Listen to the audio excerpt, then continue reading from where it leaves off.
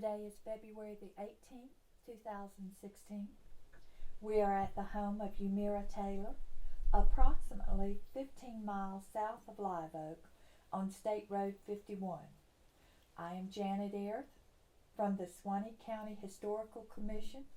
I am assisted by Dale Baker, also a member of the Suwannee County Historical Commission, and Stephen Sneitman, the videographer. This afternoon, we are interviewing Eumera Harrell Taylor as part of our oral history project. Mrs. Taylor, we appreciate you taking time from your busy schedule to participate in this project. I am sure that your insights into local history will be of great value for generations to come.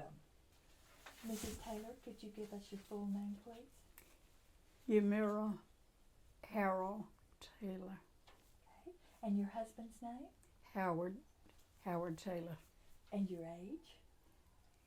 I'm 97. Okay. When were you born? March 27th, 1919. Okay. So you will be 97 next Be 97. Isn't that wonderful? I think it's pretty good. Where were you born?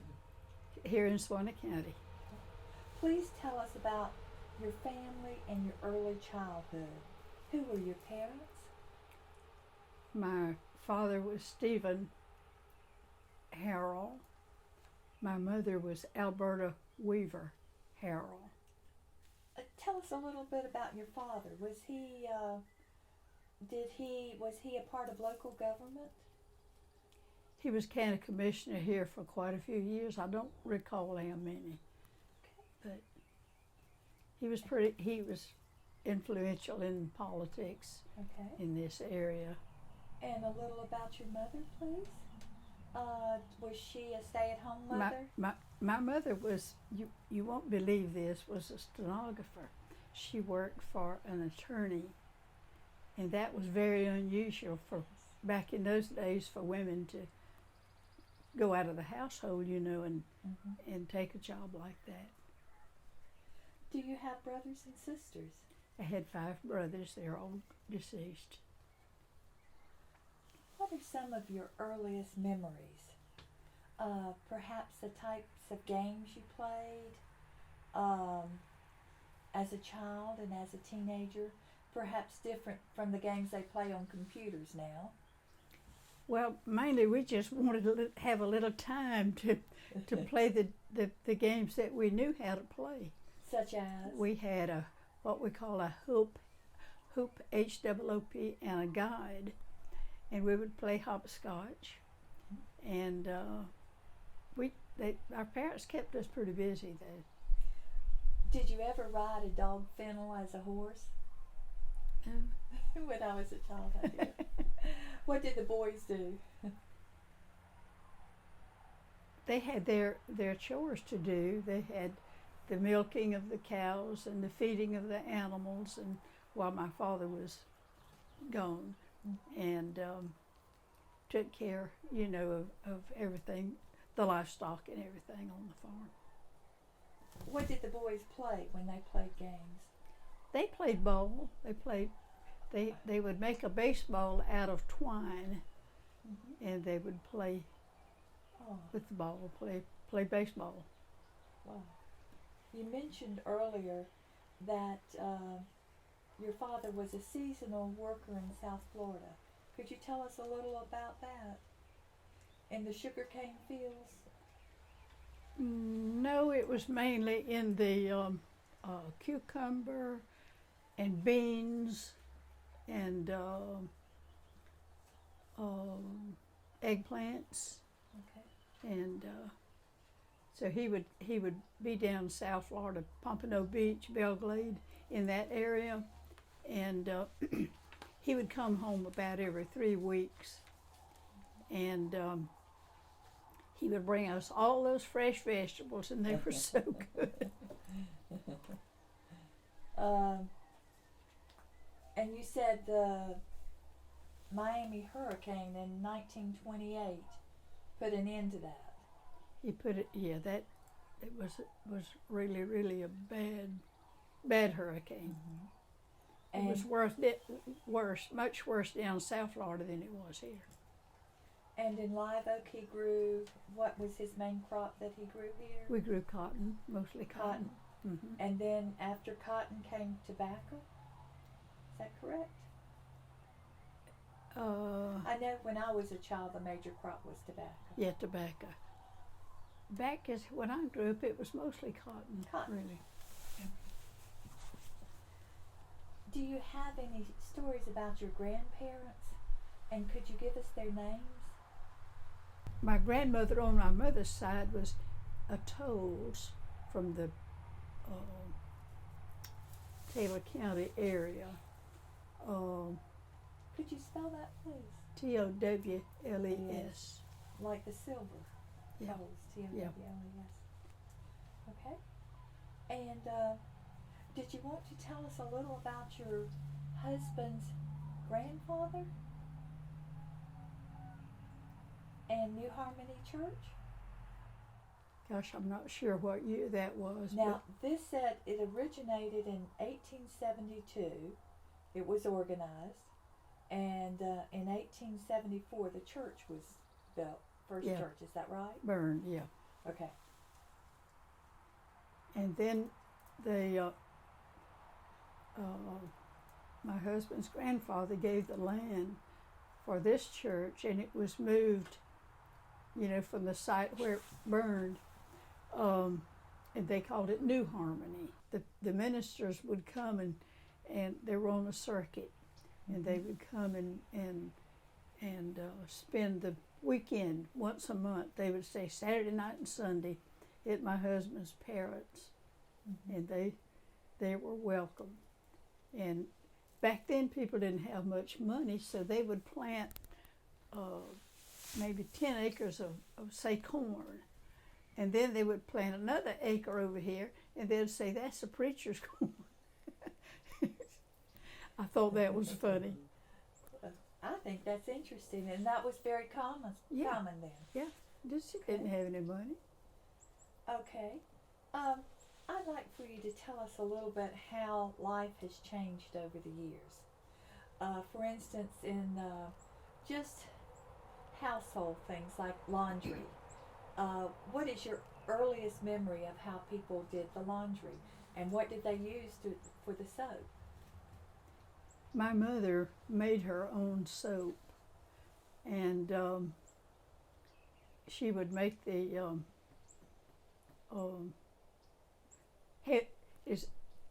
some people say heavy duty soap, and then she would make another soap that was mild.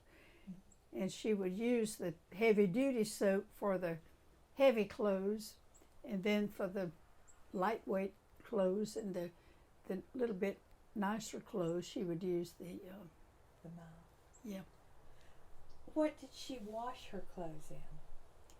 We had regular wash tubs. We'd have like 3 big wash tubs and a black pot where we would put the clothes in, and of course you would heat that with wood, and we had what we called a battling block. Battling. And they would take those clothes and put them on that big, you've seen that, big sort of a stump, and beat it with that to get the dirt out. Wow. Because you never thought about a washing machine back then. Now, your first washing machine, do you remember the first washing machine?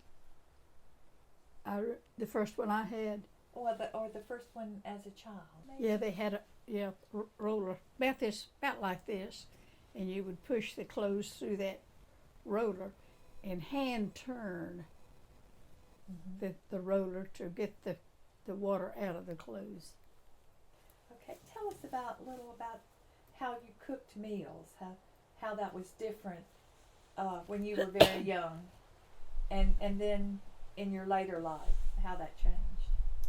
Well, when I was young, there were 8 of us, 6 children, and father and mother, of course, and we always had 2 or 3 extra people at our house, friends of the boys or people that my father worked, and they would stay with us, have their meals with us. And we would butcher our own livestock, our hogs and our cattle, and we would cure our own meat and then pack it down in salt. And we would have our own corn and take it to mill, they would say to mill, and have it ground. And you didn't pay for that. They just took a little bit of took a toll out of your corn for pay. Okay. Do you remember, for instance, Dale had mentioned breakfast foods. A lot of times now children have cereal or Pop-Tarts or things like that. Do you remember how different the breakfast foods were back then? Yeah, we had just a big table, and we'd have ham, we'd have sausage, we'd have grits. My mother would make 2 big pans of biscuits, and now you're lucky if you get a piece of toast. Could you tell us a little about how housekeeping was different then than it is now? The brooms even were different, weren't they? To sweep the floor. Well, we used, I can't remember exactly what kind of straw it was, but my mother Was and it father. sage? Yeah, sedge, broom sedge. Mm-hmm. Yeah. SCDGE, I think, isn't it? Yeah. I'm not sure. And that's what they would sweep the floors with. And they could get up under the bed real good, better than they can with a broom or a vacuum. Mm-hmm. Sweep the floor. And of course, all the floors were wood. Mm-hmm. No vacuum cleaners. We had to depend more on the earth, didn't we? Yep. Tell us a little bit about how people managed without indoor plumbing, for instance, in the kitchen or the bathroom. How did you get water, and how did you do these things that we take for granted We today? had, when I grew up, we had what we called a gasoline engine that pumped our water. Mm-hmm. And then a little later, we had a windmill that pumped our water. And we didn't have a lot of water available throughout the house, but we had it into the porches. We had the water. And most people at that time had water on their back porch? Not too many. Not too many. I see. Okay. I would like to continue with your work. I know that you have a large estate here. About how many acres? About 1,000 About acres. 1,000. And that you have managed this estate all these years. And I know that's been a great part of your work. But I know that you've had other work outside the home. And would you like to talk any about that? Let's begin with perhaps right out of high school with B.W. Helvinston and Sons. Mm-hmm. Was that your first job? That was the first job. Mm-hmm. And then you married about what year? 42. 42. Yeah. Now, and that was during the war. Would you like to tell us a little about what you did during the war? Well, we had we lived at Fort Benning for a while and Camp Rooker for a while, and we had places where we could go and make different things for the soldiers, for the people to ship over wherever they were stationed. And food was, of course, rationed. Gasoline was rationed. You could only get 3 gallons per week of gas. And you couldn't buy meat without a card. You had to have a meat card. And nobody complained about that. Yes, I understand you mentioned helping the soldiers, that you were a Red Cross angel. Yeah, I worked with the Red Cross. And you did things such as. We would write letters for them and do anything that, shop for them sometimes. And that was before wax. And you also worked for Levine Sessions here in Live Oak? Yeah. And that was in the early 60s? Gosh, I think so. Okay. He was a clerk of the court. Clerk of the court, yeah. Let's move on to transportation. Would you share with us maybe a little about your first memory of riding to Live Oak or Mayo, and if it was in a car or a carriage or a wagon, how you got there? We had my father was anything new came out, he would buy it. So in 1918 we had a car. And I don't remember I don't remember that we never had a car. And the make of that car was a Ford. What were the roads like then? The roads were clay roads, no asphalt. And what we call State Road 51 was not always State Road 51, was it? It was was it Hillman Highway? Hillman Highway, Mayo Road. It had Mayo several Road. names. Okay. And tell us a little bit about your trips to Live Oak and Mayo. Were they... Didn't go to Mayo. Never went to Mayo? Not much. Okay. We were just curious because it is near Mayo. Yeah. And you mentioned earlier that you went to Live Oak about once a week? About once a week. Yeah, back then you just didn't jump in your car and run down to the store and get a loaf of bread. We had talked about, you just mentioned State Road 51 was not paved before the war, but just before the war it was paved between Taylor's store and CR 250. It was only paved. The state didn't have much money at that time, and we had 5 miles of pavement out of Live Oak, and the rest from there on to the bridge had to wait until I guess some tax money came in. I don't know. Okay. Let's move on to farming. Your earliest memory of your parents farming. Did they have a tractor, or did you use We horses had or mules. We had mules. Mm-hmm. And they used that to pull the row plow?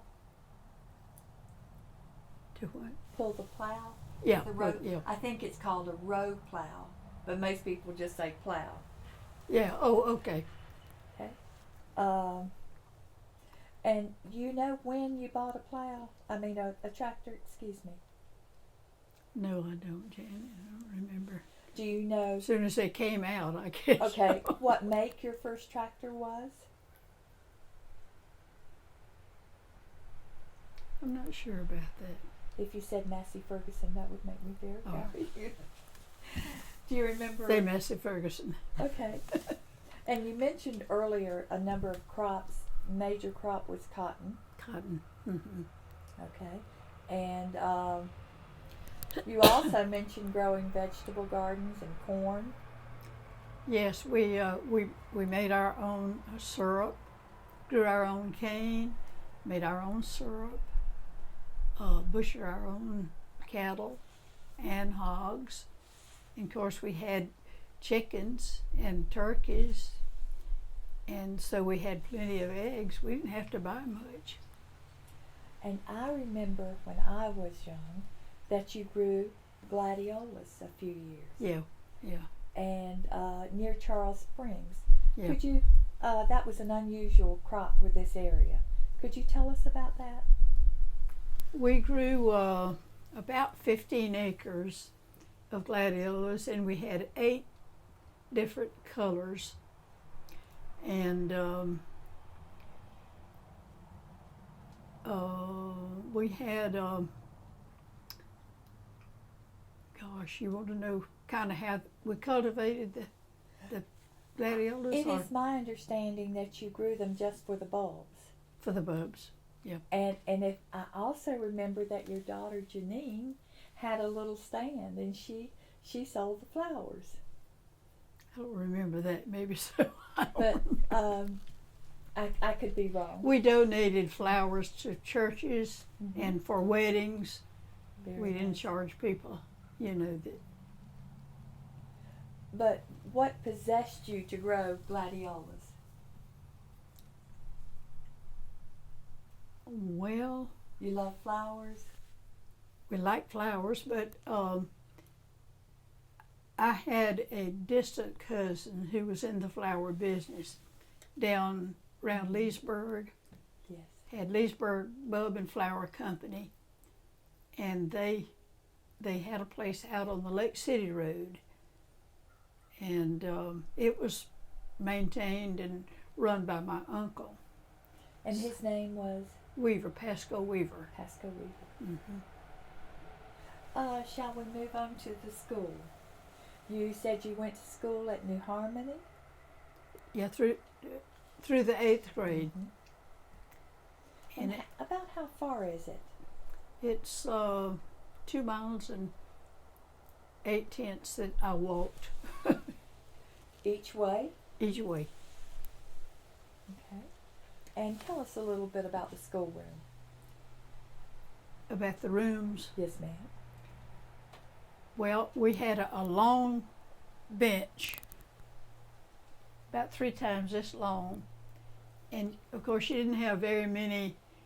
Having 8 grades, sometimes you only had 2 or 3 in a grade. Mm-hmm. And they'd say 3rd grade history, 3rd grade science. So these people that were in that grade, they'd get up, come up, sit up on that bench, and teach the rest of the school. They were real quiet, and they would have the lesson there. Mm-hmm. Charles Rogers and John Faulkner, Faulkner, were 2 of the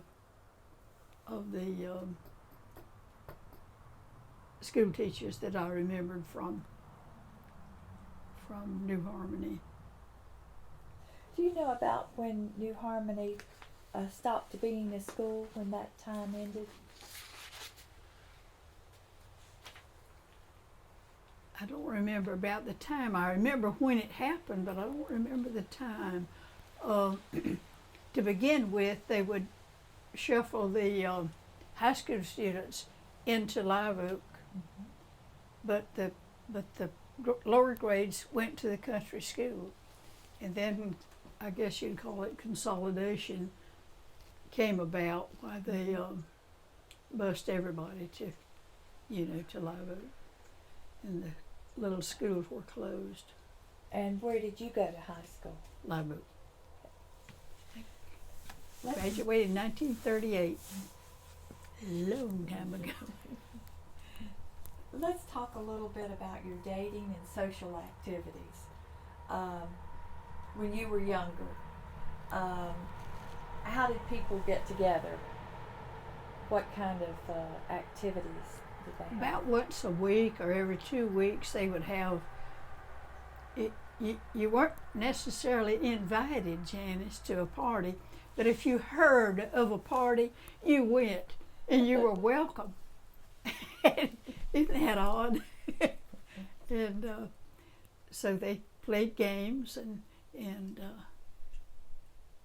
You mentioned earlier box lunches, box suppers, I believe you said, and peanut boils, and that sometimes your parties would be organized that way.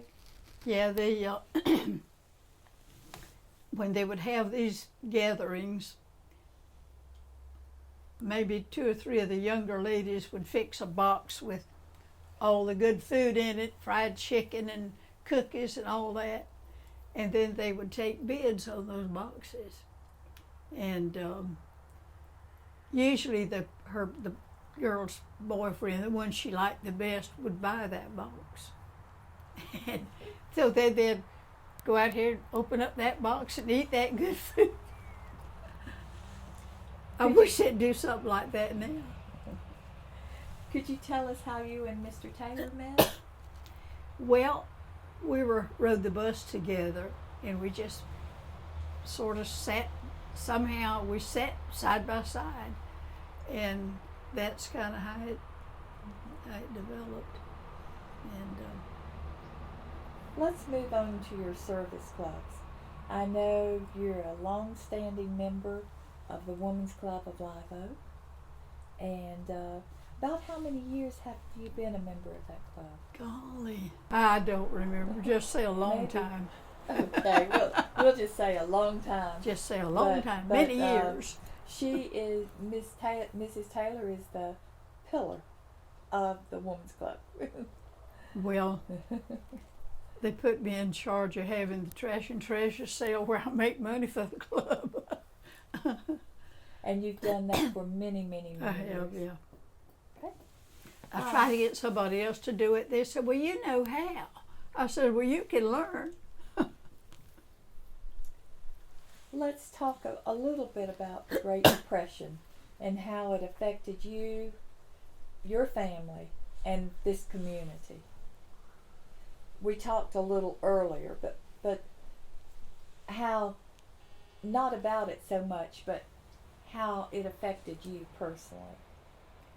I don't know that I ever really knew. I knew we had,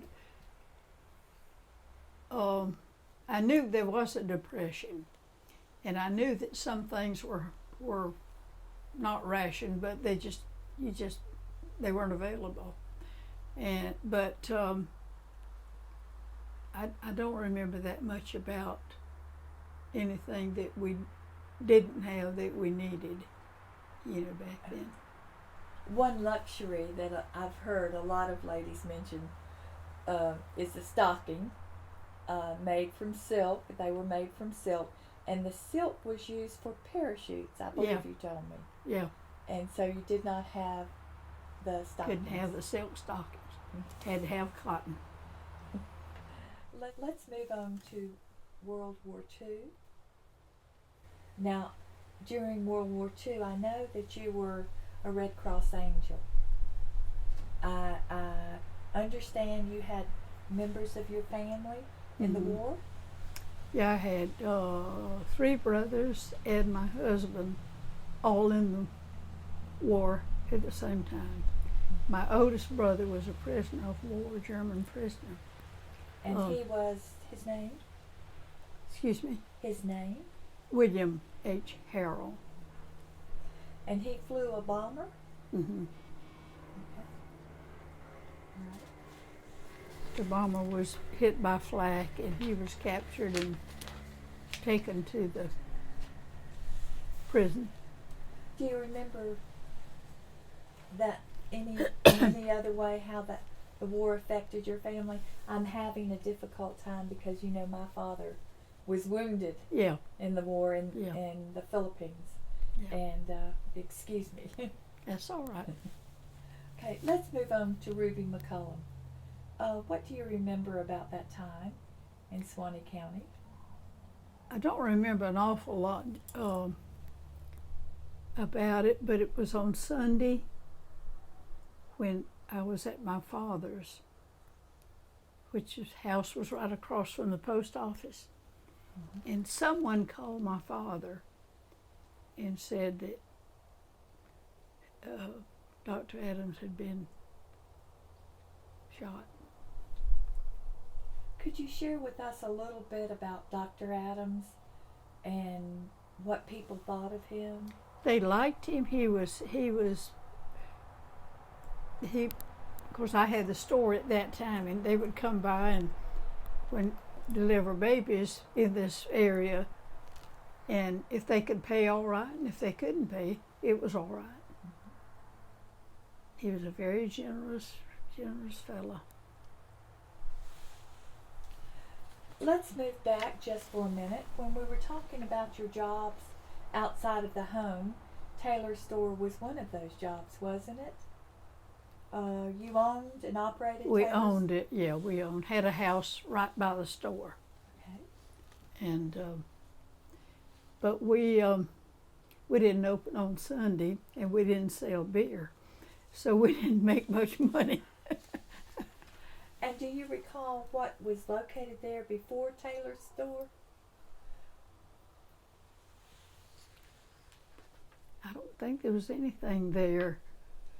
My husband's uncle started the Taylor store when they were working on this road, and he and his wife lived in the back of the store and had their stuff to sell out in the front of the store, and it evolved from that. Okay. Could you tell us some of the biggest changes you have seen in technology, such as telephones? I remember when they first put in our telephone, and Buzzy was little, and so he got up from his nap and saw that telephone and picked it up and said, "Hello, hello." He looked over at me. He says, "Nobody in it." But we were real glad to get telephones. Do you remember when you were very young and the telephones were on the wall, and you had to? Yeah. There was a wire between the phone and the. Yeah. I have one. You have one. Yeah. Okay. And when you picked it up, how did you get the operator? Did you? I remember when they had the telephone area up above Gibbs' store, and I had a friend who worked. I'd go there and sit with her, and of course, they'd pick up the thing and say, "Number, please," and they'd say 231-386-776, whatever. They'd plug it in. It was kind of neat. And I have heard that if you wanted someone and they weren't at home, that the operator could tell you where they were. Pretty much. I think she's over at her aunt's. When they first started working with the telephone, they would listen to a lot of those. It didn't matter. And then they got to where they didn't listen to it. She'll be back Friday. She's going to visit so-and-so. She'll be back Friday. And you would say that your biggest change that you have seen in farming is going from the horse-drawn plow to tractors. To the tractors. What about transportation? Would that be? You were on the very end of the carriages and wagons. Yeah, I remember that much. I don't remember that we utilized any of those carriages or the wagons or anything, but we always pretty much had a car. And what about the retail businesses? Like, remember the stores? What were some well, of the I stores? got to tell you about the rolling store. Okay. You've heard about that. No. You haven't? Please tell us. Well, I don't remember. Dale, do you remember reading how often those rolling stores came through? Usually like once a month. Once a month? Once a month, maybe.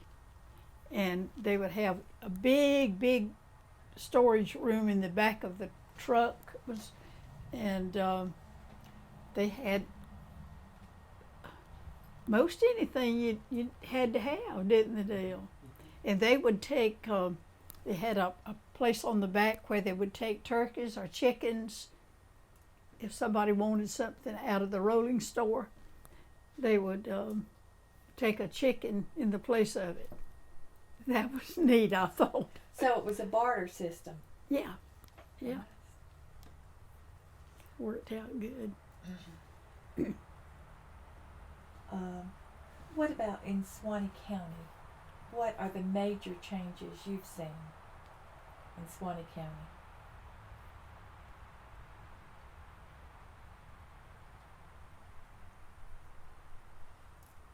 Well, I've seen a lot of changes. I don't.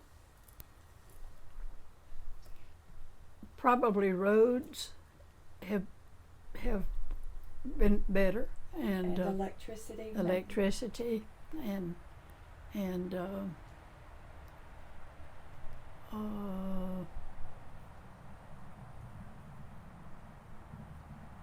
there's been a lot of changes in it. I can't think right now what all, but as I said, you didn't have the money to begin with to run to the store to buy something every day, you know. Families were more self-sufficient. Oh yeah, yeah. Yeah, On our farm we had a big, what we called a pantry room, big room, and that's where we kept we had the big barrels of flour and anything else that you could buy by the barrel, you know. Is there anything else you would like to talk to us about, to share with us? Or Dale, do you have other questions? I was thinking, before your uncle had the tailor store, he started a tailor store as a merchandise store. But before then, on that same site, was it a grits mill? Yeah. And then it become Yeah. your uncle's store. And then after your uncle, then y'all run the store. Is that Yeah. correct? Okay. Mm. Okay. And y'all run the store from what years? I don't remember the dates, but about 10 years. Okay. Was that 45 to 55? I think you mentioned. Probably right in that era. You mentioned before when we talked between 1945 and 1955. Mm-hmm. Yeah, there've been a lot of changes. Some of them have been good, some of them not so good. I think the younger people take it for granted that we've always had this. Mm-hmm. They can't realize, you know, they'd say, my children would say, Mom, was that in olden times? I love it. And I guess it were pretty olden times. I have one personal question to ask you. I am curious. You know, we have heroes, and when we're young, we have a set of local and national heroes. Do you remember as a child or a teenager, who were the people in this area that were thought of very highly or nationally? Just any comment you might have? I don't know about nationally, but I remember this, Janet, that if a family had a disagreement, say two farmers maybe had a disagreement about property lines, they would get probably Mr. Bill Howland, my father, and maybe one more. And it seems to me there was a Mr. Hinkson that was on that. I don't know how they formed that or why, but they would go and talk to these people and get it straightened out. Didn't take it to court. That was mediation. Yeah. Hal and I have been a member. We have been co-chairman for the Swanee County Mediation Board for 20 years. 20 years. Yes, ma'am. Interesting. And it was not created by Hal and Jan or the courts. It was created by the community. Yeah. That's amazing. It is, isn't it? It really is. I have one question to ask you. The original Harmony Church was maybe 1 or 2 miles further towards Louisville than where New Harmony is right now. Yeah. And it burnt to the ground. Mm-hmm. And your grandfather or your great-grandfather, if you will, tell us about the Indians and a funeral procession. Well, my Howard's father told us that, as I said, they had a big colony of Indians down in the Louisville area, and they would when one of them would pass away, they would come in a wagon, and he said they would sing all the way to New Harmony Church, and they would bury that person at New Harmony. And of course, they never went back and never maintained their graves. So, in years gone by, they had been digging a grave, and they would come across bones, you know, so they know that somebody was buried there. And did that answer your question?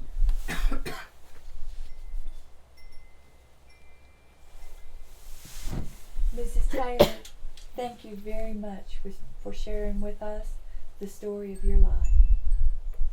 You are a gracious hostess, and we appreciate the insights and history you have shared today. I've enjoyed giving it to you. Thank you.